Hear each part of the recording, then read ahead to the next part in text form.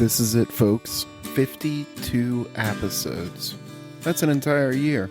Technically, it's 53 episodes. We sort of lost one in the beginning, but that movie was terrible, and because of that, we've removed all Australian cinema from the list.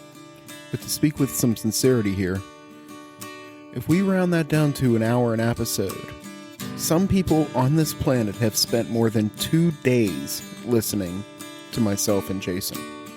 I've always considered time the most finite resource. No amount of money is going to buy you another hour. But lucky for you, our hours are free. So thank you from myself and Jason, and welcome to You've Got Mails.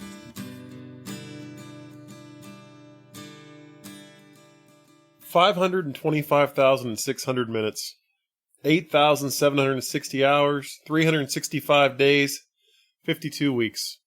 It's been a year, CJ, and I feel like I need to ask you something. Age, sex, location? Yeah, boy. Welcome to You've Got Mails, Let's everybody. Go. I'm here with CJ, I'm Jason, and on today's 1 year anniversary episode 52. We bring the Hanks. We bring the Hanks, our namesake. You've Got Mail from 1998. It's so hard to say that title without putting an S at the end. I agree. Like, I've been saying, this week I gotta watch You've Got Mails. Fuck! No.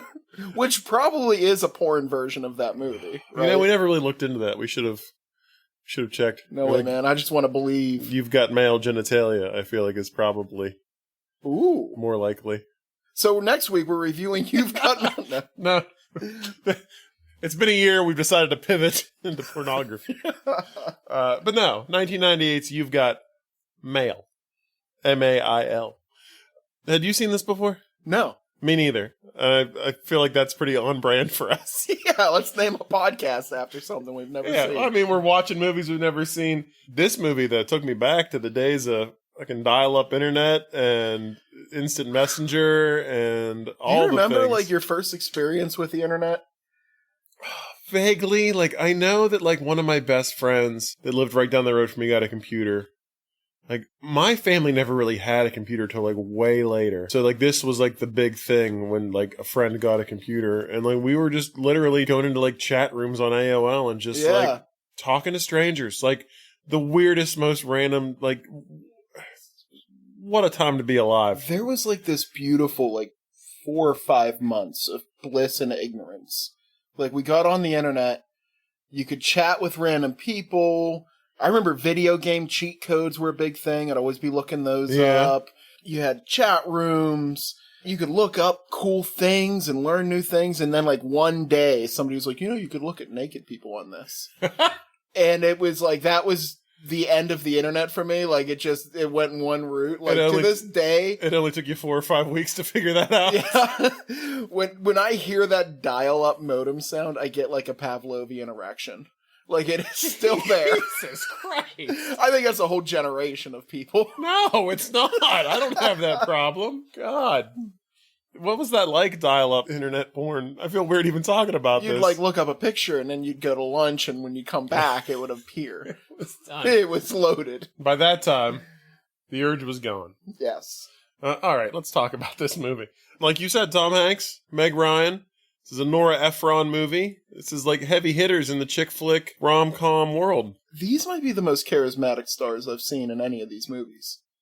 Like, when you watch Tom Hanks, like, I have not watched a Tom Hanks movie in a while.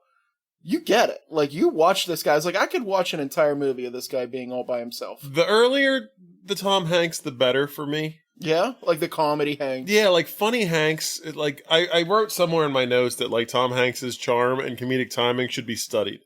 Because this guy, like, there was a point of time, late 80s to, like, late 90s, where he was just so charming and so funny. And, like, his timing to me is just incredible. Like, there's just something about Tom. There's a reason this guy's loved. Like, oh, yeah. But then he got into, like, the more serious stuff. Still love him. I still love him, but I just miss funny Tom Hanks. Like, I want to see Tom Hanks in a good, like, funny comedy, and he's not doing it anymore. It makes me sad. And then Meg Ryan. I get it. I don't. I didn't get it at first, but now I get it. I don't get it still. Like, I know a lot of people that, like, are charmed and, like, just madly in love with Meg Ryan. She's adorable. Yeah, she's cute. I don't know. Like, we've made a rule not to judge on here, but like, I just don't get it. Oh, I wasn't even talking like physically adorable, which she is, but she's just an adorable human being. Yeah, I didn't feel it. You think she kicks puppies or something? No, it's not that. Like, I just don't. I'll say it. I was bored with Meg Ryan. Meg Ryan bored me. Wow. Yeah, I know. I'm sorry, Meg. I've seen her in other things that I do actually enjoy her in. Yeah. Like Inner Space. I love it. I Joe wish versus these the guys Volcano. made more movies together. Yeah, they only did 2? Oh, Three. they did do more movies together. Great. No, they did 3. Sleepless in Seattle, which will be on the list, obviously, and Joe versus the Volcano, which I don't know if that classifies. I will have to look into that. It is kind of a rom-com. That's true. Yes, but we'll see. But anyway, we meet our main characters. We've got Tom Hanks, who plays Joe Fox, and we've got Meg Ryan, who plays Kathleen Kelly. Both New Yorkers. We meet Kathleen first. Well, first of all, the movie starts out with that sweet, sweet dial-up sound, and then, like, some of the worst CGI you've ever seen, like, just floating through the city of New York. Like, this is all our opening credits. We'll get to everybody that's in this movie, but as I'm watching the credits for this movie, I was like, Jesus Christ, there are a lot of fucking people in this movie. Like, this cast was stacked. No idea. Like, the names kept popping up. I'm like, Steve Zahn. Yeah. Dave Chappelle. Yeah, I was amazed. So, we finally settle in. The CGI swoops through the city streets of New York. And we settle on like an old brownstone apartment, and we go inside and we find Meg Ryan asleep in bed. And her boyfriend, played by Greg Kinnear, Frank, comes in and wakes her up. And Frank is like real, and Frank was actually onto something here. Frank is actually talking about like computers and email and like the early stages of social media. Kind of talking about how this man's a real Nostradamus. Yeah, how it's going to ruin things for people. And boy, was he right. But he's telling a story about how, a whole state like removed solitaire from their computers because the employees weren't getting any work done. Which really happened, It did in Virginia. Yeah, I believe someone in Virginia, like a senator or someone, had them remove all the games of solitaire and like any games from the computers because I've been to Virginia. They got bigger problems. No one was working. But Frank comes off as a bit pretentious and a bit of a bore. And he gets ready for work and he goes to leave, and Kathleen's character is pretty much just like, can't wait to get this guy out of the fucking apartment. Like, she is like, don't you gotta go? Like, you're running late. Kind of shoos him out the door, and then she's like watching him, making sure he's gone. Like, this is... Yeah, watches through the peephole and then goes to the window and makes sure he's down on the street. These are the actions of somebody that's about to pour themselves like a nice warm tub and pull some Shape of Water shit before work. No. She logs onto her computer, her laptop computer, and fires up the old AOL, and we get the you've got mail. Yeah. And boy, did that take me back. And she gets on the email, and we find out that she has like a little online relationship with someone who she's never met before, that she's met in a chat room, we come to find out. And I think this all happens before there was such a phrase as emotional infidelity. Yes. Yeah. But right out of the gate with this, so we find her, like, she sent an email just talking about some mundane, like, day-to-day, like, life stuff. Like, talking about how much she loves New York in the fall and, like, coffee, whatever. So we get that. And then we get another scene where we cut to Tom Hanks' character in his apartment, and his significant other, played by Parker Posey, yes, Patricia, is kind of a real pain in the ass and kind of an annoying character. Like, they set both of these people up. So, like, everybody loves Tom Hanks. Everybody loves Meg Ryan. They give him, like, 2 of the kind of more annoying love interests, I guess, to make you not at this point care in that the they're movie, both cheating. I wasn't really hating them. Frank's a little more palatable. I feel like Parker Posey's character was immediately kind of like... She's a little type A. A little annoying. Yeah, he does describe her as she makes coffee nervous. Yeah. Which is a great line. Yeah, it is a great line. But she's doing her thing, and he's kind of shooing her out of the apartment, too. And once she gets out, he does the same thing. He hops on his computer, and he's sending emails. And we find out that, him and Meg Ryan have never met, but they are essentially... cheating on their significant. This is a type of cheating, which I thought was... For sure. Maybe it's just looking at it through a different lens in 2024, but like in 1998, were people like, oh, I'll forgive this because they're so likable because it's Tom Hanks and Meg Ryan, or... We're going to get into it. He does some terrible shit in this movie that I am absolutely willing to just put aside because Tom Hanks is so fucking lovable. Wow. But we get the scenes of them kind of emailing back and forth just about like their day to day and their life, And but they've decided to keep it like strictly no real personal information. Like they've made it a point, like they don't know where they work, they don't really know each other's names, nothing about like their real life. It's just kind of small talk, mundane small talk. But they clearly are interested in each other. It's a flirtatious type of like small talk. We get a scene of them walking through the streets. We find out that they're basically neighbors. Yeah, New York is tiny. Yeah. Is what I'm finding out from this movie. Well, I think with New York, everything's kind of set up into smaller like villages and neighborhoods. And it's a very walkable city, like no one drives. So, absolutely. So if you live like 3 doors down from someone, you're going to cross paths with them probably pretty regularly. Like there's one grocery store you're going to. There's one coffee shop you're going to. Yes, it's a huge city, but like if you live in one little neighborhood and you work nearby, you're going to see your neighbors quite a bit. These guys slam into each other constantly. They really do. There's like not a point in this movie when they're outside of their apartment where one isn't like 100 yards away from the other one.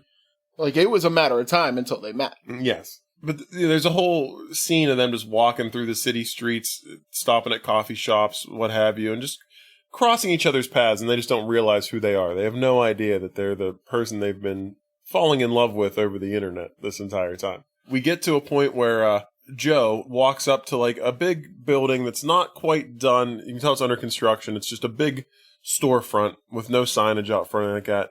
And he walks in and we get to see Dave Chappelle.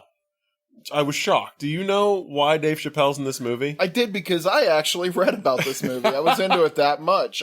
He passed on the chance to play Bubba in Forrest Gump, which I don't think would have worked as well. Bubba was Bubba.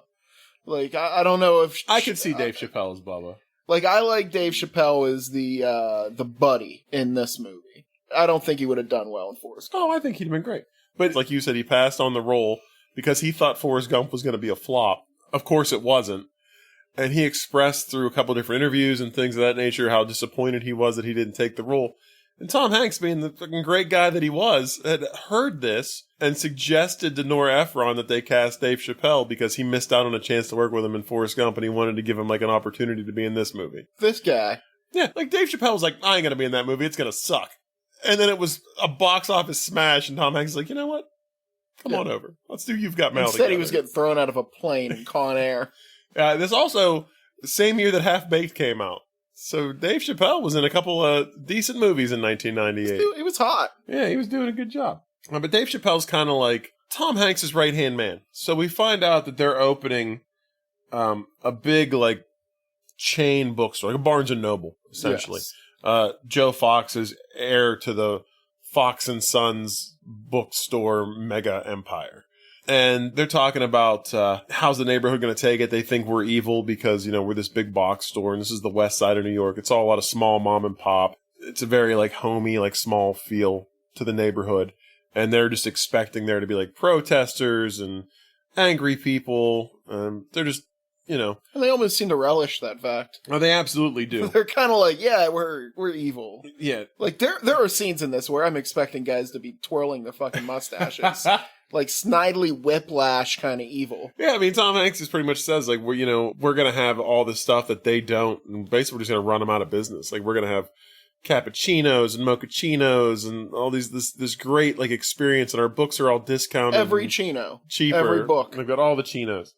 Also, I thought it was funny, he kind of walks in and asks Dave Chappelle what's going on with, like, the day. And he tells him, the electrician didn't show up, this and that. And then he says that they got a $50,000 ticket for construction workers peeing off the roof. And that seems pretty steep to me.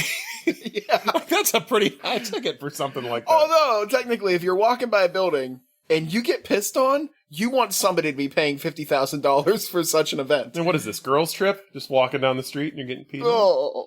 Try to do as many throwbacks to other movies as I can with this being our 1-year anniversary. Oh, there you go. Remember that one time Tiffany Haddish peed on everybody? The proposal. Way to break the fourth wall.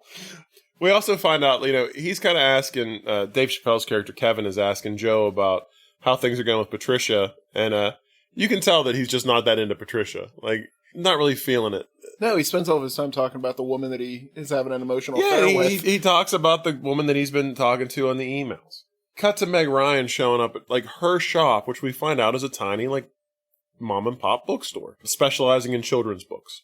She shows up to let she has her employee sitting outside waiting for her, and she shows up and she is just giddy. She's just talking about like New York in the fall and how great it is, and she's smitten. You know what I mean? Like she's just giddy with love. She's walking in the store, she's smelling Scotch tape and just saying how great the Scotch tape smells. Not with Greg Kinnear. No, yeah, not with Greg Kinnear. And she's asking, the girl that works for her is asking about Frank, and again, not that into Frank. Like, these both seem like they are just relationships of convenience more than anything. Like, they're not really... Like, they're supposed to be in a relationship, so they are. Yeah, exactly. Yeah. And they're with people that they should be with. You know what I mean? Like, it's not necessarily who they want to be with, but it just seems like a good fit. And, like, there's really nothing wrong with Frank. I don't like Patricia very much, but he's an okay guy. There's nothing wrong with Frank. He's not set up to be, like, this sexy guy. Somehow he's like the sexiest motherfucker in this movie. Wow. Like, he's just pulling every woman that meets him. Oh, that is true. Yeah. Every single... The guy was confused. Like, every woman that meets him starts hitting on him. I thought you were saying that you were sexually attracted to Greg Kinnear, and I was shocked by this. Greg Kinnear is the Wonder Bread of humans. The things you find out after a year of doing something like this with somebody.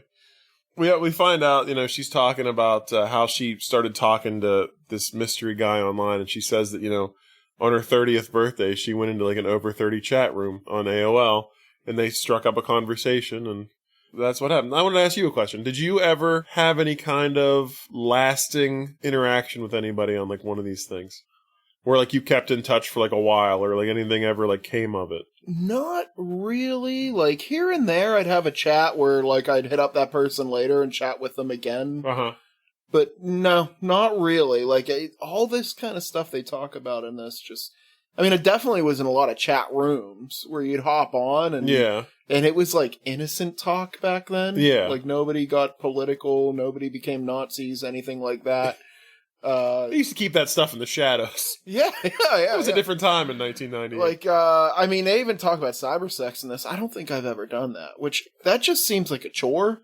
Oh, I don't see the point in it. Like, I just can't get into it. Yeah, it's almost like thinking the stripper's in love with you. Yeah. Like, there's a little bit to it where you're like, this isn't real. None of this is real. Yeah. And plus, like, you don't know who that is. You could be talking to Greg Kinnear. You don't know. Oh, yeah. Yeah. I had one time, and I wanted to say, too, like, that was 1998, so we were, like, I personally was, like, 17. So, like, you weren't really trying to meet people online, I don't feel like, at that point. Like, I could see, like, people in their 30s in 1998. Like, this was before all the dating apps and stuff. This may have been a way to kind of, like... Yeah, this was, like, 12, 13 years before Tinder came out? Yeah, probably.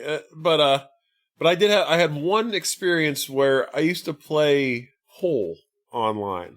Yeah, AOL Pool. Yeah. And Yahoo Pool, yeah. I think it was Yahoo Pool. And this was like when I was like in my 20s. And ended up like starting up a conversation with somebody I was playing against. It ended up being this, a female who lived in like, I don't even know. I can't remember at this point. Like the Midwest, like wasn't anywhere close to where, but we held up a pretty long like pen pal sort of situation for a few months and like actually like sending each other physical mail, like pictures of each other. I think this is before you could even send pictures over cell phones. I'm not sure, but like, I remember like getting some Polaroids, like just like nothing weird, but like just here's some pictures of what I look like and here's some pictures of what I look like. And I think we had a phone conversation at like one point, but it was never anything like more than that. Yeah. But it was just kind of like a pen pal almost sort of thing. So it's cool for meeting people. Yeah. Yeah, it was neat. Steve Zahn walks into the store, so we get Steve Zahn. Sorry, I just Steve Zahn you. I don't know who has the better sidekick here. Like, she's got Steve Zahn, he's got Dave Chappelle. That's pretty cool. Yeah, well, Meg Ryan has several sidekicks. It is insane to me the amount of employees she has in this one tiny bookstore. Oh, yeah. Which maybe, spoiler alert, she wouldn't have had to have gone out of business if she wasn't paying 4 other people in a store that she could have easily managed by herself. But yeah, so she's got the one girl who works for her. She's got Steve Zahn who comes in. He plays a character named George. And then Birdie shows up, who is Edith Bunker. Holy shit, I didn't even catch that. Yeah, that's Edith Bunker from All in the Family. When she's not using the Edith Bunker voice, I didn't even recognize her. Her name is Birdie, and Birdie is basically like the bookkeeper. And we find out that the store was actually passed down to Kathleen from her mother. It was her mother's store, and Birdie was like a friend of hers. She inherited Birdie. She inherited the store and another sassy old lady. Yeah. Best way to get any sassy old lady. Inheritance. But when Birdie walks in there talking about Kathleen's relationship with this guy online, and the young girl that works for her is like, well, have you guys had cyber sex yet? You shouldn't do that because, then they lose all respect for you. And Bertie says, I tried to have cyber sex once. I just kept getting a busy signal. Pure 1998 joke. Yeah. We cut to the main offices for Fox Books, and we see Tom Hanks, Joe, with his father, who's played by Dabney Coleman. Another big name, I feel like. Yes.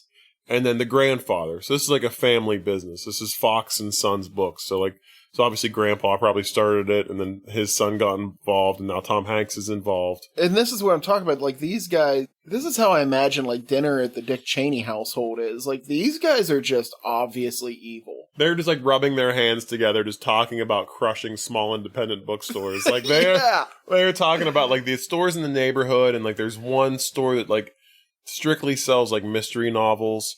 And then there's another store, which is the Around the Corner bookstore, which is the one Kathleen owns. And Grandpa actually is like, oh, I knew the woman that used to run that store. We may have dated. Like, he doesn't seem to remember. He's a little bit foggy. He's like, we might have just sent letters. He wasn't really sure. But he knew her and talks about how enchanting she was. And he thinks that her daughter runs the store now. So yes, this just kind of sets up. I think this is supposed to be playing that they might be a character from one of the original versions of this movie.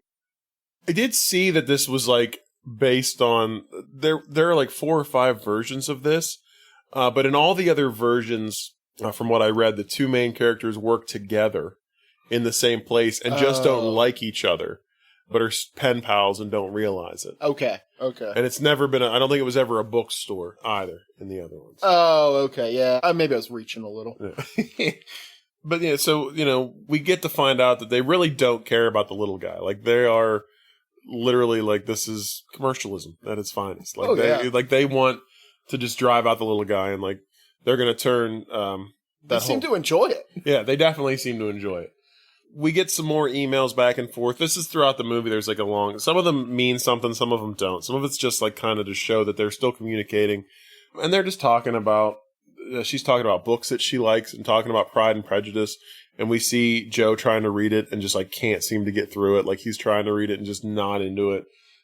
He's talking about Starbucks, how people that don't have an identity kind of like get their identity because they can go into a Starbucks and order like their special coffee. And it like means that they're different than everybody else. Which he has his own special coffee in this too. He does also only $2.95 for a coffee at Starbucks. I caught that too, man.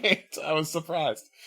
But, as they're doing the voiceover for their emails going back and forth, we see them going through their lives, and it kind of ends on, we see George walking by, Steve Zahn's character walking by the big storefront, and there's finally a sign up for Fox Books. And it actually says, like, Around the Corner next to, like, on the sign, like, kind of taking a jab at her store, it seems like. And he realizes they're screwed. Yes. So he runs into the store and, like, lets them all know. Kathleen is basically just trying to convince herself that everything's going to be okay. Like, we see her talking to several different people. Like, these conversations go from, like, one scene to the next, where she's just saying, we offer something that they don't, like personalized service. We're knowledgeable about the books we sell. Like, they don't have a personal feel. Basically just trying to convince herself that everything's going to be okay. Like, anybody she can talk to. Yeah, it's not. It's not. Yeah. Globalism is right around the corner. Yeah. Already. We cut to a scene where Joe is, like, on a dock. He has a boat. And this woman rolls up with, like, kids. We did find out in the scene earlier that the dad has, like, a son who's about to turn 4. So he's kind of contemplating marrying this woman that he's with. And that's who this is. She shows up. Her name's Jillian. Essentially, Joe's stepmother. But she's pretty much the same age as him. Like, dad's dating very young. And she lets him know that she is absolutely available. He goes in for a hug, and she tries to plant one on his lips. Like, there's several scenes of the movie where the stepmom is trying to get with Joe. And but she brings these 2 kids. And to me, I was a little foggy on who the kids were. Like, I figured they were her kids. Would you technically make them Joe's siblings? This is his brother, is a little boy. Yeah, that's his dad's and son. The girl is actually his grandfather's child, so his aunt. Who that guy is like 80. Oh, yeah. And he has a daughter who is like, what, 11? That guy's 10, not 11? That guy's not bowling with the best seeds right now. Like that, you're lucky that little girl can breathe. Yeah. But he's, they show up and they're going to have a day with Joe. His brother and his aunt are going to have a day with Joe. They do like a little street carnival montage. And this is where I actually wrote about how charming and funny Tom Hanks was. Because it's literally just a montage of them like playing games at the festival or at the carnival. I'd watch an entire movie of him just acting like a child. I would too. Like he's just having the best time, like doing funny things. Oh, yeah. Like I loved it. But after the carnival, they're walking down the street and then one of the kids sees a sign for like a book lady. Somebody's reading a story at a bookstore, and it turns out to be Kathleen. She's at her bookstore. They go in, the kids sit and watch her read, and you can tell, like, Joe is watching her read the story, too, and he's a little bit of a sploosh. Like, he's interested in this woman. All the while knowing that, like, he's gonna run her out of business. Like, there's no way he's not. And he knows exactly who she is. Like, he knows that this is the store, because it's literally right across the street from the Fox Books. I love he buys a bunch of books. Yeah. For these... I was going to say his kids, but his aunt and brother. Yeah. And they do make reference to the fact that, like, she says, oh, it's $72 for these books. And he goes, holy crap. Yeah. Like, so it's not saying that she's wrong, but there is a reason that these giant mega stores took them out of business because it cost $72 for a couple books. Yeah. But they have, like, a nice, like, flirtatious kind of moment at the counter where he's talking and he's playing it real secretive as, like, who he is because... The kids almost, like, blow it for him a couple times, talking about the bookstore, like, across the street. And, like, they're about to say, like, their family owns it. The little boy keeps, like, spelling the word fox for, like, everything. Like, it's Meg Ryan's like, do you know how to spell cat? And he's like, F-O-X. And Tom Hanks kind of shoos the kids away and finishes up with Kathleen and leaves the store. And they both kind of seem like they had, like, a nice little moment together. We cut to the Fox bookstore is finally open. It's the big grand opening. And you just get like a little bit of like a glimpse inside the store. Like Grandpa, Dad, and Joe are walking through, just talking about how great it is. This place is happening. It really is. This place is like bar during Steelers Super Bowl happening. Like people are fucking running around. Everybody like sitting on the floor reading. Yeah, like, and they coffee bar. And they were worried because they're opening this in this small neighborhood, and they were afraid about the pushback. But they're even comment on the fact like no one really seems to be bothered by it, and the place is like jam packed. Like everybody's come to check out this bookstore. Oh yeah, that doesn't happen anymore. So like they used to like get excited about things like grand openings of things. Yeah. We cut to the shop around the corner, and Birdie is doing the books and kind of like lets Kathleen know that this week compared to this week last year, they're already down $1,200. And she says, well, maybe that's just a fluke. This strange woman comes to the door and is like tapping on the window, and it turns out to be a children's author who they have a relationship with at the bookstore. And she's very concerned about like, oh, are you going to go out of business? Like, this doesn't look good. I have a new book coming out. Are you going to be here in January? And it's just... She, like, approaches them to say this, which comes up later. Like, I don't know why she's coming to them to ask them, like, are you still going to be here? Are you okay? Probably because she didn't want to have to go through the process of telling them that she's already signed up with Fox. Yes, exactly. Yeah, I'm sorry. Exactly. But she also talks about... She says, well, maybe that newspaper columnist from the paper could write a story about this. The guy's a real nut. And it turns out she's talking about Frank, like Meg Ryan's boyfriend. Yeah. He's a journalist. And this lady, who's clearly crazy, calls Frank a nut. But she hasn't met him personally yet, because if she met him personally, she'd begin hitting on him immediately. The man is the Spanish fly of humans. We cut to like a holiday party where Kathleen and Frank are attending, and they walk in. What is this, the holiday party? Is this like a publisher's party or something? Like, why are they both there? That's a great question. I mean, they all probably run in very similar circles. I mean, they're all in some kind of like literature, or, I mean, she may be there with Frank because Frank's a newspaper columnist. I'm not really sure. And then but we find out that Joe and his girlfriend Patricia are also there. And Joe obviously is like the heir to Fox Books. And Patricia's an editor. She runs her own publishing house, I believe, because it's actually Eden Books, and her last name is Eden. So she's like big in the book world. So, I mean, they could be at those parties for whatever reason. I don't know. Or maybe they just have a mutual friend that they can hang out with. I don't know. But they're there, and Meg Ryan sees Tom Hanks' character and recognizes him from the bookstore and goes over and is getting a drink, and she tries to talk to him, and he kind of like blows her off and like gets away like real quick. He tells her, I've got a date that's very thirsty. I have to go. Like, he doesn't want to really talk to her for fear of her finding out who he is. And as soon as she's done with this interaction, another guy walks up and goes, I can't believe you were talking to Joe Fox. And this is how she finds out that this guy is the guy that's trying to put her out of business. Fire in her eyes lights up. Yeah, and she goes over to him and tries to confront him. But we find out that she's not really good at confronting people. Like, she kind of just gets tongue-tied, and he really kind of has his way with her as far as just kind of like... Very sharp wit. Very sharp wit, kind of like shuts her down, puts her in her place. And Frank comes over right as this is all ending and is trying to kind of intervene. And then, Meg Ryan says to him, how do you sleep at night? And then Patricia shows up. She's like, oh, well, I take this drug and it knocks me out every night. And she's giving her like recommendations that kind of like shuts everything down to the point where there is no more like argument. And then Patricia immediately starts flirting with Greg Kinnear. Yeah, there seems to be a real chemistry between her and Frank's character. Which I thought at this point, I was like, well, at least these two are going to end up together because... Clearly, like, Meg Ryan and Tom Hanks are going to end up together. It's good. This is all going to work out for everybody. Absolutely. After the party, we see Joe and Patricia is on drugs, so she's, like, knocked out immediately. Joe can't sleep, so he gets up for the late night emailing. And yes. He's emailing back and forth with Kathleen, and they're kind of talking about their night without really giving away too much to the point where they can figure out who they are. Joe is actually talking about how he hates, like, kind of what he's become and, like, how he treats people sometimes. And Kathleen is like, I wish I could be like that. Like, I'm jealous. Whenever I'm confronted with someone and want to, like, tell them off, I get tongue-tied. I can't say anything, and it just screws me all up. She wishes she could get mean. At this point, Joe sends her an email and says, like, maybe we should meet. And she just freezes up and, like, shuts her computer down and freaks out about it. Next day, we get a scene, or a whole collection of scenes where, as before, we saw them walking through the streets and seeing each other, but not realizing who they were. Well, now they can't avoid each other. Like, everywhere they go, they're running into each other.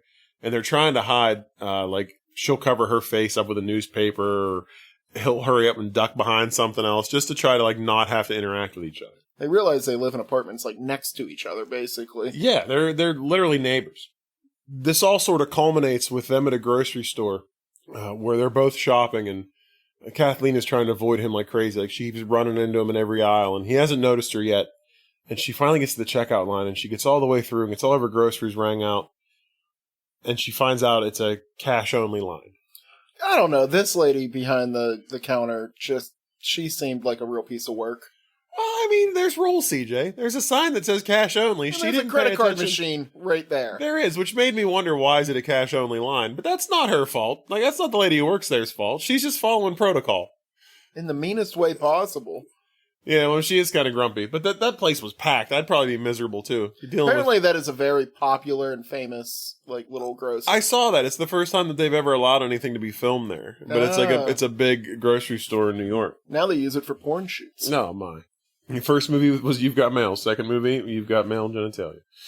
But she's getting, like, hassled by everybody online, and it's starting to cause a scene. Then Joe sees her finally and walks over. And actually, like, I want to say sweet talks the cashier into running the credit card. But honestly, he's kind of a dick. Yeah, no, he's pure D&D throwing a charisma check out there and, it works. And winning. Yeah, he rolled like 20. this guy, yeah. It didn't work out. I mean, it wouldn't have worked on me. Like, he was being kind of condescending, I felt like. But she does, like, she seems to like Joe, so she swipes the card for him. And he wishes her a happy Thanksgiving and moves on his way. It bothers her that he was able to come over and, like, get what she needed for her. We get, like, 2 scenes of, like, vastly different Thanksgivings. You get Joe Fox's family. They're all sitting on, like, couches watching his aunt, this little girl, sing a song. While her sister-in-law, which is his dad's so confused. wife, it's too hard to figure out. Trying to feel him up on the couch. Yeah, she's grabbing Joe's leg, so Joe ends up getting up and, like, calling the nanny over. If you notice, every time she hits on him, he calls the nanny over to take his place. Oh, yeah, he does. Which will play in later in the movie. Yeah, so he signals to the nanny to come sit down on the couch, and he gets up. And then we cut to Kathleen's Thanksgiving, which is just everybody from the bookstore and Frank and, like, everybody's significant others just sitting around a piano. Edith Bunker's playing the piano. And they're all singing a song. Oh, I didn't even catch that. Oh, that's well, you great. didn't know it was Edith Bunker. And Bunker. they're singing a terrible song. If this movie would have been made, like, 10 years later, it would have been, like, Back That Ass Up or something. I don't know what that song was. It was bad, though. It was actually the only, like, really terrible song in there. This movie had a great soundtrack. It really did, yeah. A little Louis Armstrong mixed in there. Like, it was good. Stevie Wonder at one point, which got me excited. Next day, Kathleen is walking to the bookstore, and she sees a sign in Fox Books' window that crazy author, who was so worried about whether they were still going to be open in January, is doing a book signing at Fox Books instead of with them. You got the feeling that they had like a long-standing relationship, so whenever this woman would put out a new book, she would come to the shop around the corner and do a signing and, drum up publicity for them. So this kind of like really upsets Kathleen. She's emailing back and forth with Joe later on, just talking about how like she really misses her mom right now and she needs business advice. And Joe instant messages her because he's like, I had a feeling you'd be online right now. And he's like, turns out, lucky for you, I'm a great businessman. Like, let me help you. Yeah, let me help you, like, give you advice. And his advice to her is basically, he quotes The Godfather and says, go to the mattresses. You got to go to war. Have you ever watched The Godfather? I have. I never have. Really? I realized that. Yeah, that's what I was expecting you to say. Jesus Christ. Well, I'll tell you what, we're gonna start up a Patreon. And for $10, you can listen to me and CJ discuss his first viewing of The Godfather. You've never seen The Godfather? No. I have to sit down and watch it at some point. I'll be honest with you. I probably saw it for the first time and only time, mid to late 20s, and I don't get it. You don't get why it was so big? It's a good movie, but like I've only watched it once, and I've never been like, man, I could really go for watching The Godfather again. Like it's just never. It didn't have that kind of impact on me as it does a lot of people. As it does on Tom Hanks, apparently. Tom Hanks is apparently a huge Godfather fan in real life, too. I was reading online. Have you seen, he collects antique typewriters. I did see that. And there's an extended scene in this where a guy is like fawning over his multiple typewriters. Yeah, Frank. That's a Tom Hanks scene right there. Frank's a typewriter aficionado. But he's telling her basically, it's business, it's not personal, don't look at it like that. Like, just go after this, whoever this is that's like trying to drive you down and do whatever you can to stop them. If this scene was to play out today, like if you were to make this movie, it'd have been like, I got advice for you. And then would have went ... the dots would have disappeared. ... dots would have disappeared. Dick pic. Like, that's what it would have been. Jesus. It's not business, it's personal. So first thing she does is she goes to Frank and asks him if he'll write a story about the bookstore. Then he agrees. So he writes this big piece about... It's not a conflict of interest or anything. No, not at all. Famous writer you're sleeping with is going to write this story. Yeah, so he basically writes like a smear piece on Fox Books and just talks about like the big bad chain store driving the little guys out of business. So this like drums up a little bit of publicity. Then we start to see that there actually are some protests happening outside of Fox Books. There's news coverage. There's news stations coming to like interview both parties. Frank ends up on TV. The TV host wants to shag him immediately. Super into him. This guy, insatiable. There's a bunch of rallies, like, Meg Ryan is up on a stage, like, talking to a big crowd of people outside the bookstore, just talking about saving the little shop on the corner. We get a scene of Tom Hanks and Dave Chappelle, like, in the gym on the treadmills, and they're like, oh, here's our news piece, because they show Kathleen being interviewed, and then they cut to Tom Hanks, and he's just like, I sell cheap books, sue me, and then, like, closes the door on him. And he's like, I said way more than that. Like, I was eloquent. They only took a small part, so he ends up looking like an asshole. And then we get the scene where, like you said, Kathleen and Frank are in the apartment watching his appearance on, like, this, like, looks like a public access sort of, like, talk show, like, news talk show, like, local. And this woman is just, like, flustered by Frank and is just hitting on him hardcore. And Kathleen's like, this woman is into you. And he's like, no, I don't know what you're talking about. And, like, it's obvious that, like, by the end of the scene, he's like, yeah, I was kind of into her, too. Like, he admits it. He's like, there might be something there. He says to her. He's like, anytime I leave the house, women are throwing themselves at me. One or two are going to stick eventually. Yeah.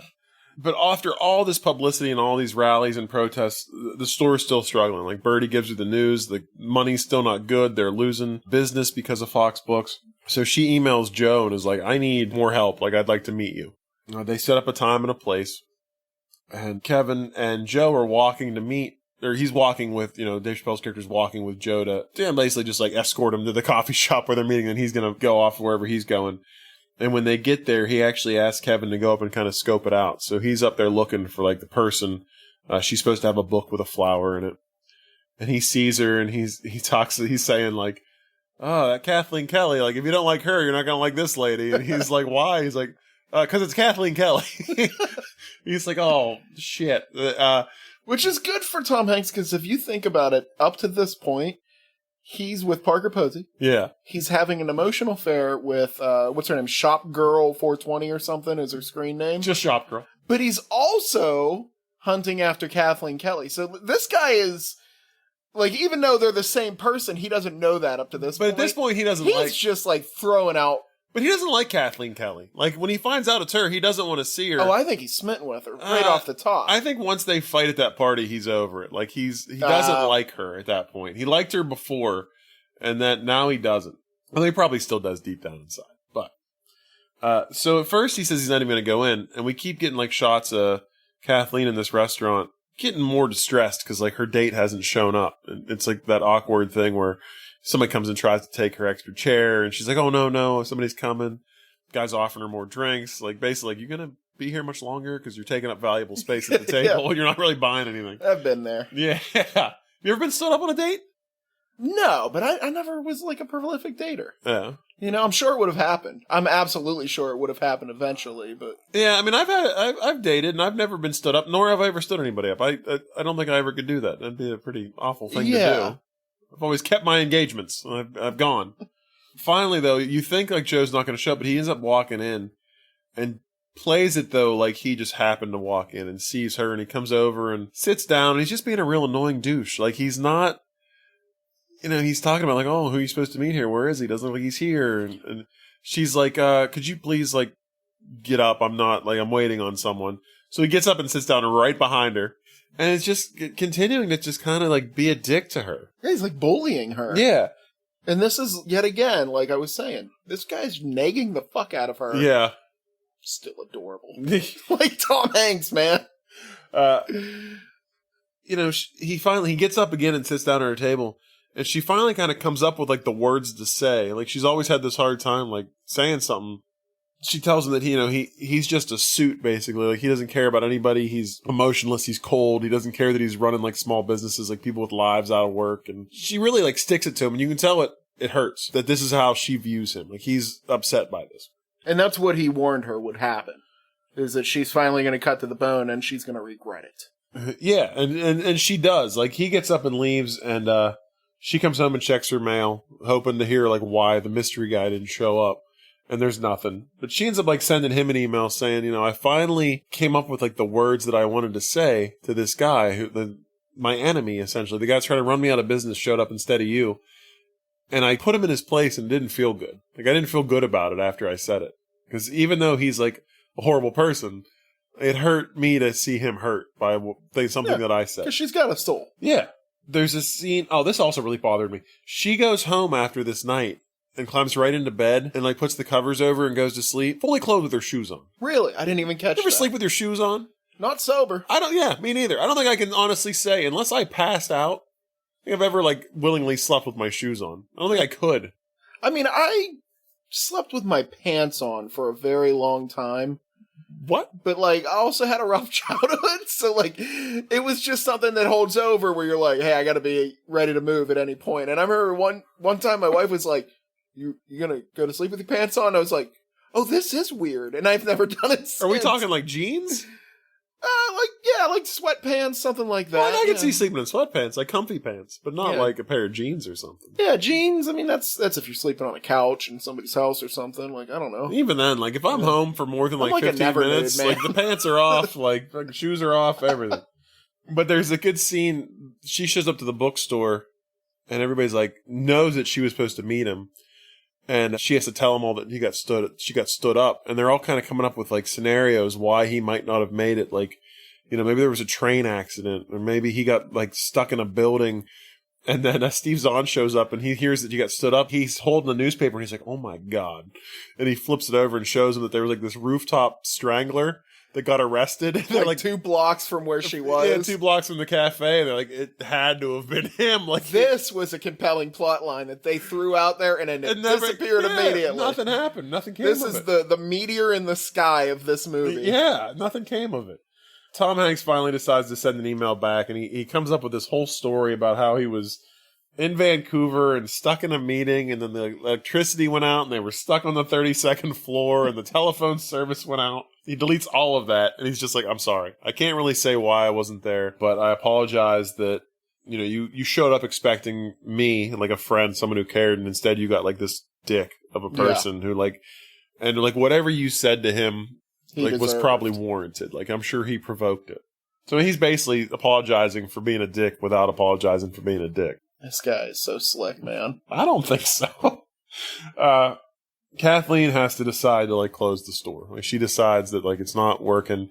I would have at least, laid off 2 of your 4 employees first and see how that went. I'm not trying to be a dick, but, you don't just close the store when you're paying, 4 people to run a store the size of my closet. I love Steve Zahn, but he doesn't really bring anything to the equation. And clearly, we find out later, he got hired immediately somewhere else, right after the store closed. So he got hired by Fox Books. Yes, I know. So, you could have let a few people go. Just try to hang in there. And Birdie's, trying to make her feel better, saying how brave it is of her to close the store, and she's... now a whole chapter of her life is open and she can go do whatever she wants. But, she never, said that that's what she wanted.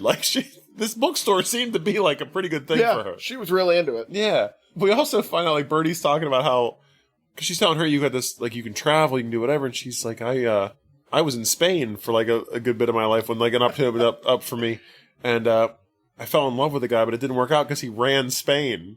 And it turns out that this guy was probably... Francisco Franco, who was a fascist dictator, during World War II.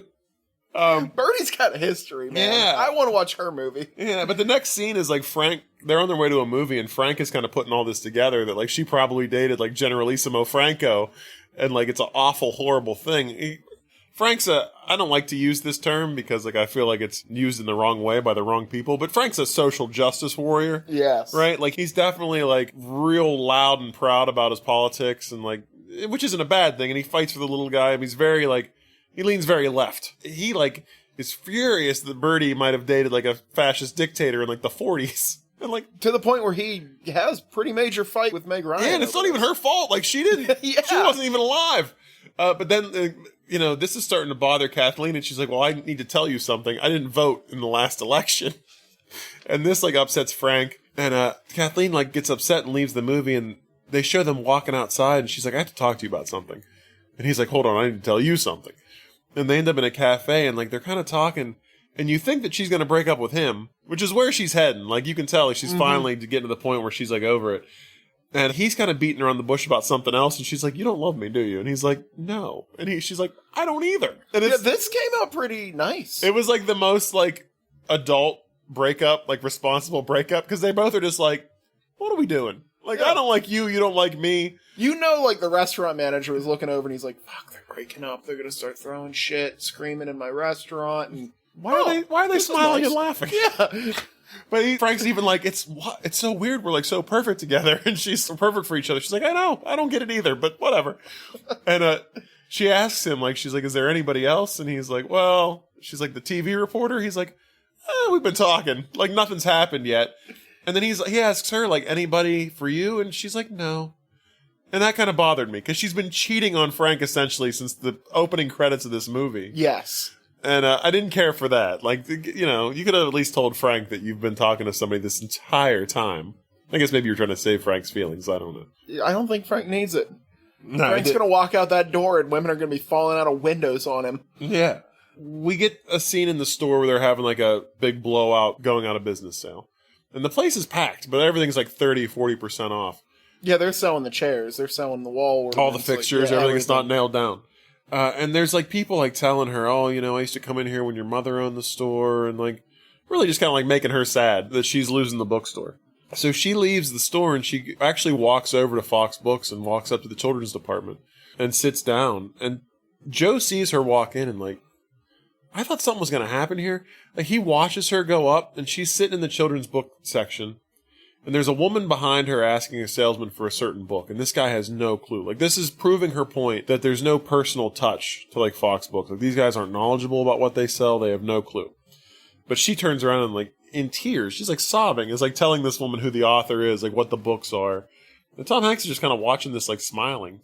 Yeah, he's got a full-on erection because he shut down a company. It's like, this guy, this is what he lives for, this man. guy gets off on people's sadness. Yeah. I thought he was going to walk over there and be like, hey, listen, like, do you want to run the children's book section here? Like, you're really good at this. Yeah. Which I thought might happen. But no, he just creepily from behind a pillar, like, watches her cry. And then nothing happens. We cut to Joe and Patricia, like, going into their apartment building. And Patricia's actually telling Joe that she thinks she's going to offer Kathleen a job as a book editor for children's books because she says that, like, everything that this woman likes is, like, gold. And, like, anytime she says she likes a book, it, like, takes off. Like, she's got a really good eye for what's good in children's books. And Joe's, like, kind of, like, against, like, he's like, oh, it's not something she would want to do or go for. And they get in the elevator with one other woman and the elevator operator. And they're on their way to their apartment, and the elevator just stops. You ever been stuck in an elevator? I have not, man. Me neither. You know what, though? I was trying to get like, some legs out of this. I have the bladder the size of a fucking squirrel. Like, this terrifies me.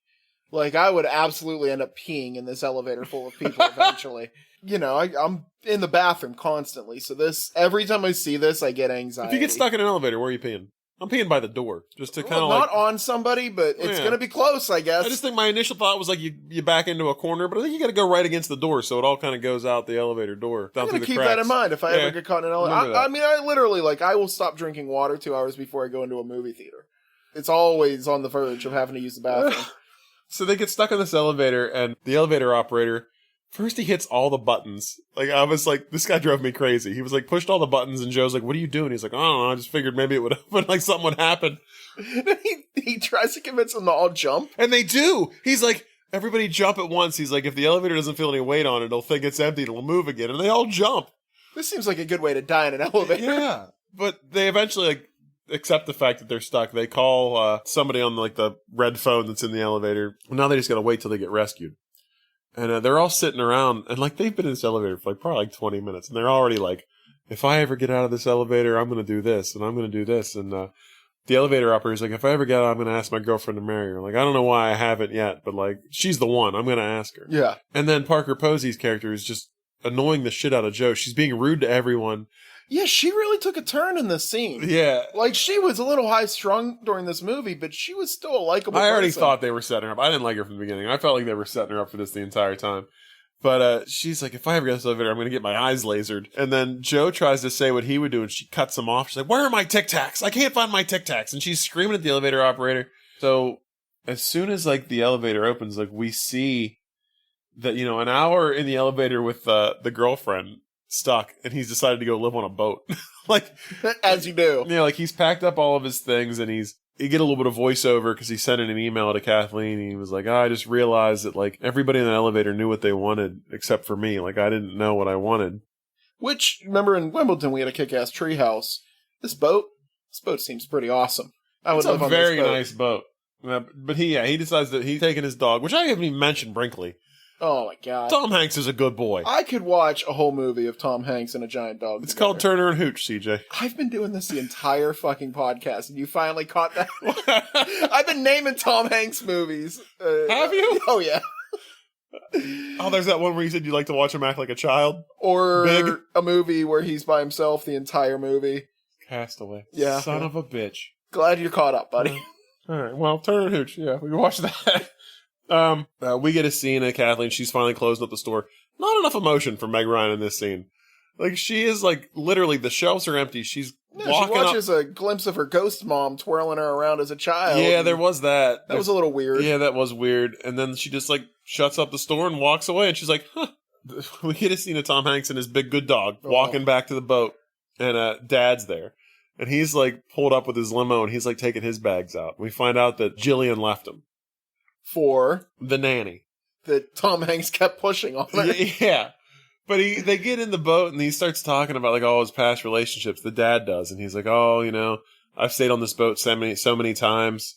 There was that time after I dated this one woman, and Tom Hanks is like, yeah, that was my nanny. And he says another one. And he's like, yep, also a nanny. And then Dad like drops it on him that Jillian left him for the nanny. And he's like, oh, it's kind of ironic, isn't it? Like, but my question about this was, if she left him with the nanny, why did he have to move into the boat? Also, he's like a billionaire. Yeah. Why is he going to live on a boat? Like, he definitely has more than one home. I got the feeling that every time he splits, he goes and, like, this is a tradition. Oh, okay. Like, he goes and has a martini on his boat and stays there sleeps for a it off bit. for a few days. Yeah, you could be right. That could be right. But they're talking about relationships, and Dad's like, I'll just find somebody again, like, pretty quick. And Tom Hanks like, you can't just like snap your finger and find like the one person that fills your heart with joy. And he's like, it's not what I'm looking for. Like, I'm looking to fill somebody else up, not them fill me up. He's like, have you ever found that person that fills your heart with joy? Yeah. And it kind of clicks for Tom Hanks that like Kathleen's the one that that he should be with. And also, my family's sort of evil. Yeah. So he gets some flowers and he walks to Kathleen's apartment. And he gets himself let in by somebody else. She doesn't want to let him in because she has like a serious cold. But he's charming as Tom Hanks, so like when the door opens, he just walks in with somebody, and they're like, "All right, yeah." So he gets up into the apartment and talks to her, and we find out that George got a job at Fox Books, and he's the one that told Joe that she was sick, and that's why he wanted to come and bring her some flowers or whatever. That's his story. And he asks her like what happened with the guy at the cafe, and she says they're still talking. He's like, "Well, you should meet him. Like, you should meet this guy, and if he makes you happy." And there's a couple parts of this where he says some things where, like, it almost seems like it's clicking for her that he's the guy on the internet. I mean, he basically all but says it. But it's like, but she never catches on to it. Or, like, it's like they make it look like she knows, but she doesn't know. You get that flu brain, that cold brain. I guess. But he convinces her to meet him. And then there's, like, this whole, like, it's not really a montage. It's just, like, a bunch of scenes back to back of him, like, working against himself. Like, I don't even know how to explain this. So, here we go. We got, he's having an emotional affair. At one point, he's nagging the hell out of her. He closes down her bookstore. In this scene, now I know these terms didn't exist at the same time. He's gaslighting the hell out of her. He is catfishing and gaslighting her at the exact same time. He's making her think she's insane. Yeah. And playing from both sides on the internet. I couldn't understand though what he was trying to do because he is like talking to her about like, oh, maybe he's like married. So then there's a scene of her emailing him, asking him if he's married, and he's talking to her and saying no. And it's like, I don't know what his game was here. It's not like he was trying to turn her against meeting this guy. I think what he wanted to do was he wanted to win her as him. Yeah. So he was trying to see if he can do that legitimately without using his online persona, I guess. Maybe. But he was still being charming when he was online, too. Yeah. So, like, none of this really made sense to me. Yeah, the whole thing seemed very weird. But they finally set a date to meet. So he asks her if she'll have lunch with him Saturday around lunchtime. And then goes online and asks her to meet him at like 4 o'clock that same day. So they go to have lunch, and it's the day that she's supposed to meet him.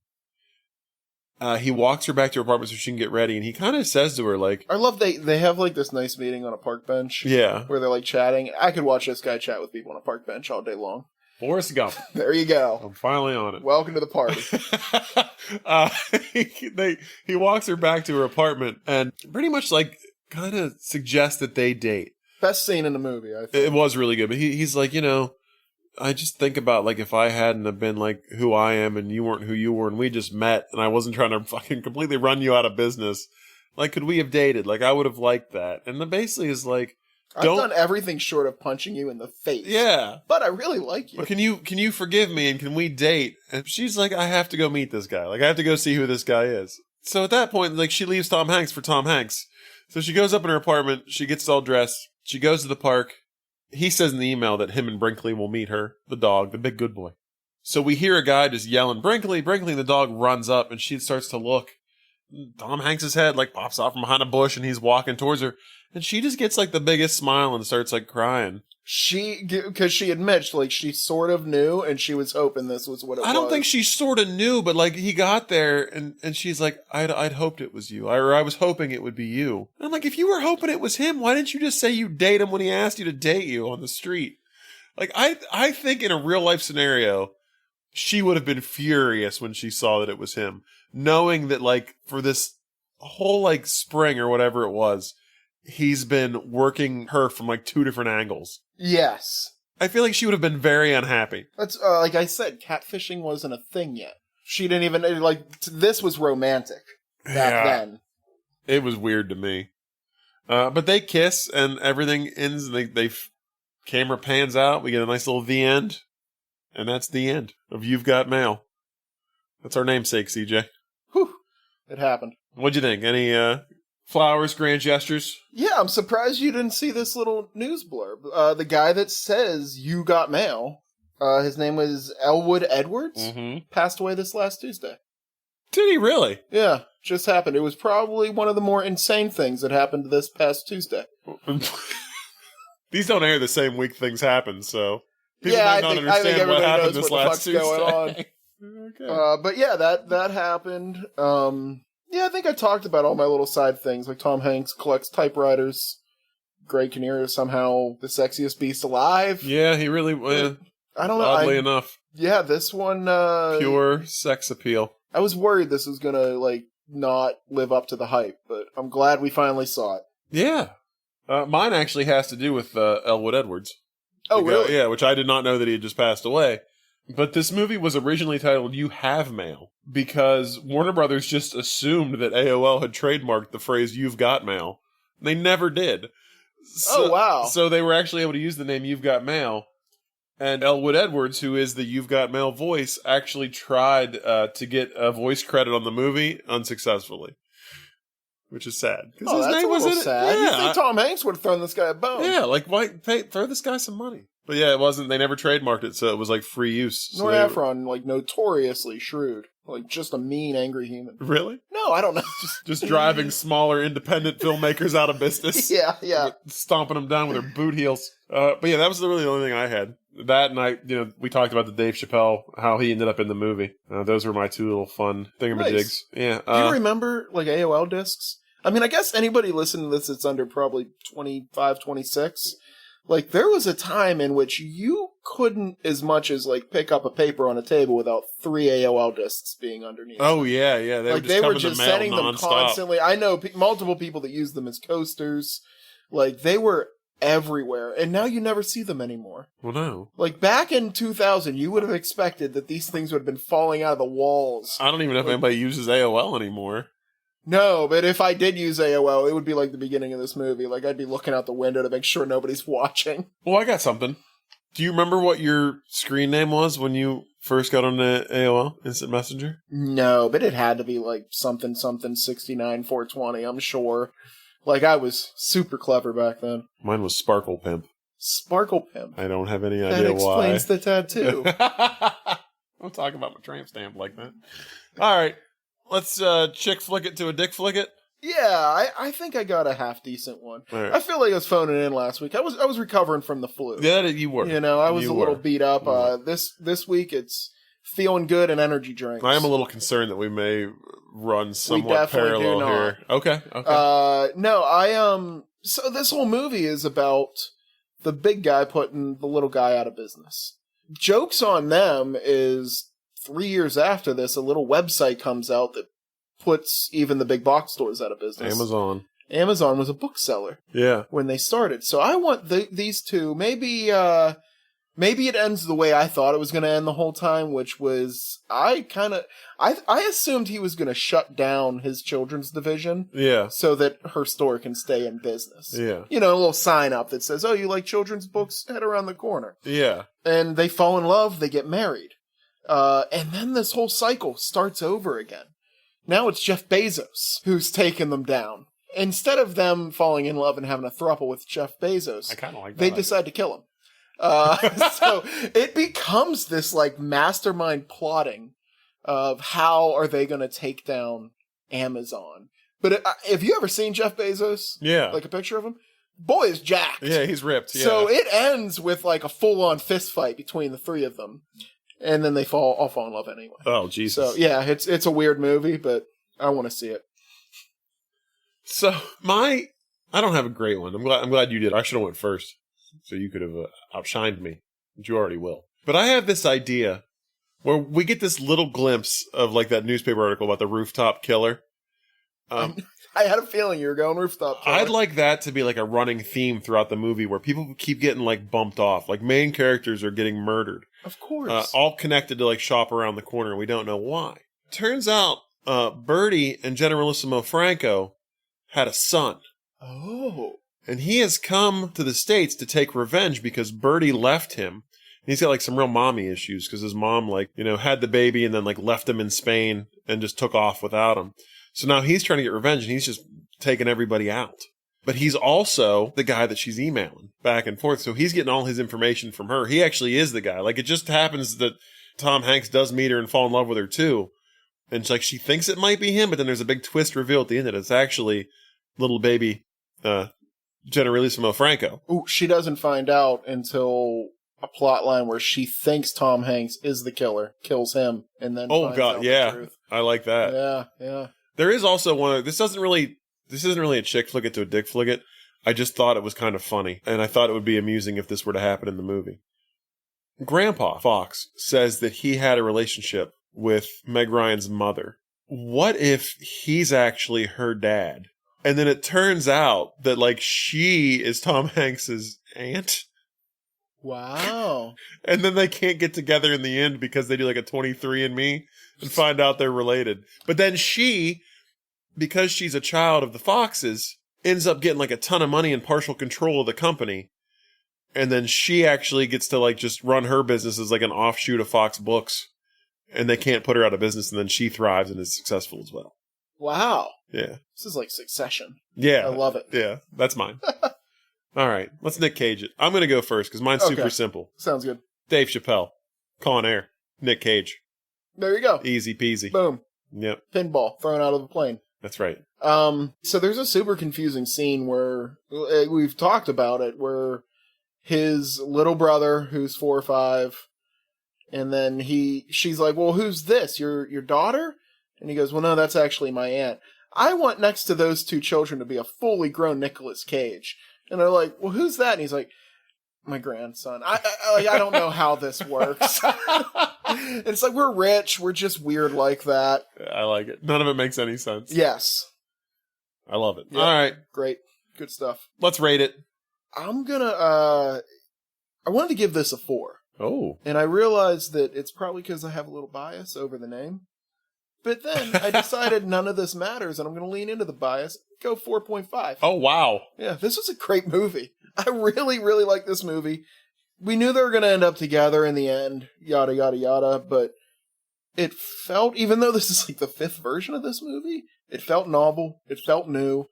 Well, I haven't seen another movie like this that is kind of goes along these beats where it's a little confusing how they know each other. Like, I really enjoyed it. And there's a really cool dog. There's a big good boy. Yeah. Steve Zahn, Dave Chappelle. I mean, and these two people are just so fucking lovable. Yeah. Like, I can't wait to see more Meg Ryan movies. I can never wait to see more Tom Hanks movies. Yeah. I mean, they're great. So, yeah, I'm going 4.5. Wow. With the bias. Wow. All right, well. Oh, boy. You're not smiling. I didn't love this movie, but I didn't love it because of, it's hard to say, I didn't love it because of Tom Hanks.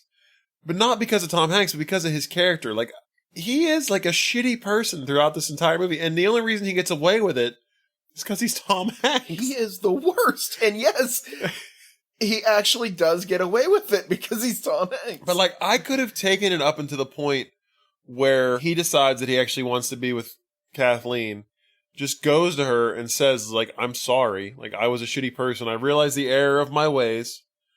I'm the guy you've been talking to online. Let me tell you how everything played out. Will you give me a chance?" But no, we get to that point, and then he just gaslights her for like months, it seems like. Is still emailing her as one guy and being with her as Joe. Just, the whole thing was batshit crazy to me. And then at the end when she's like, "I had hoped it was you," that's not how that would have worked. He would have walked over that hill and she'd have been like, "This motherfucker." Like, she'd have been priming the mace. Yeah, like, yeah. That did not work for me. This movie gets a 3.5 because I didn't like Tom Hanks' character, but I love the hell out of Tom Hanks. The guy's he's a charming son of a bitch. He's funny. He's a great actor. National treasure. Everybody else in this was really great. Like, the supporting cast was fantastic. It was funny. I just hated the relationship. Like, I hated the way it ended so much that I can't give it, like, I mean, 3.5's high for the way I feel about the way this went. Yeah, like, it was okay, but, like, just the logistics of that relationship and, like, how it played out, none of it made any goddamn sense. And, like, she would not have been happy to see him at the end. There's no doubt in my mind that she would have been just like, you are an insane person. Like, you have lied to me since the moment I met you. Because, like, first time they meet, doesn't tell her who he is, doesn't bother to tell her he owns the bookstore. That's line number one. Throughout the entire movie, the only time he's honest to her is when they hate each other. You're totally right. I know. Still works for me. 3.5. God bless you, Tom Hanks. Fuck you, Joe Fox. Have you seen A Man Called Otto? I haven't yet. Shot in Pittsburgh. Yeah, I know. It's a really legitimately good movie, and the reason it did not succeed is because you're supposed to believe Tom Hanks is a miserable bastard the entire movie. And I'm like, no, this doesn't work. All right. I guess it's time to roll a movie. Let's do this. Back to the list, buddy. Back to the list. Year 2. We are at 187. 187. Year 2 of this list. Start us out strong. Number 73. Ooh. Let's see. Sleepless in Seattle. We keep ending up with movies, and I have no clue what the hell they are. Tiptoes. Tiptoes? Tiptoes. Oh, boy. I'm looking right now. Oh, this is from 2002. Okay, this has a hell of a cast. Really? But it is rated very poorly. This has Gary Oldman. Excellent. Peter Dinklage. Yes. Kate Beckinsale. Matthew McConaughey. Patricia Arquette. David Alan Grier. This is going to be great. 2 brothers. A dwarf, Rolf, and one of typical size, Steve. Who plays a dwarf? I'm going to guess it's Gary Oldman. He's an excellent actor. It's fucking awesome, isn't he? When Steve's girlfriend, Carol, becomes pregnant, the pair, fearful the baby will inherit the dwarfism gene. Matters are complicated still further when she finds herself falling in love with Rolf. Okay. The tagline for this movie, it's the little things in life that matter. Have you ever noticed with Peter Dinklage, they never reference the fact that he's a little guy in any of his movies? It's part of his, like, thing. They never reference it. They did in Game of Thrones, but that was, like, its own monster. Any movie he's in, they never once talk about it. Interesting. So this must have been back before he made that role. Yeah, I don't know. It was 2002. But this has got just everybody. Excellent. All right. Well, until next time, I guess, when we talk about Tiptoes. This is another movie that no one's ever heard of, so I can guarantee the listeners will be... Yeah. I'm not listening to this episode. I love it. But no, until next time when we do that, please follow us, like us, subscribe to us wherever you get your podcasts at. Rating and review helps us immensely. Follow us on Facebook and get your CJ memes. I'm sure you've got memes on Facebook with CJ. Can't stretch it that hard. No, we'll get there. And send us an email. I mean, if there's ever an episode, you've got mail? Yeah. I'd love to turn on my computer and hear, you've got mail from Germany. So please, email us. I don't care where you're from. It's not desperate at all. Send us your age, sex, location. I don't know. Like, let's get real 1998 with it. But you can email us at you've.gotmails@yahoo.com. And yeah, that's about it. That's all the plugs. That's all the socials. That's everything that I like to tell you. So until next time when we discuss Tiptoes and Gary Oldman performing as a dwarf, I can only assume. Yeah. Stay romantic and don't be shit at each other. Until next time. Thank you for a great year. Yeah, everyone that listens. Absolutely. Can't stress enough. I guess we should say that. It is 1 year of this podcast. This is episode 52. So if you're listening, thank you so much. We appreciate each and every one of you. And yeah, that's it. Goodbye, everybody. Thank you. Yeah, good Tom Hanks. I'd watch a movie about that guy going into space. I don't get the reference.